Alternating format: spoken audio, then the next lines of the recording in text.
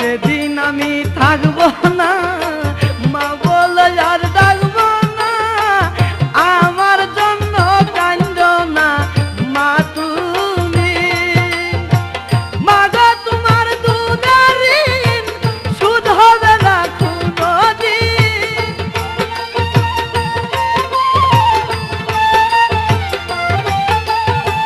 মা গো তোমার দুধের ঋণ সুদ হবে না কোনোদিন।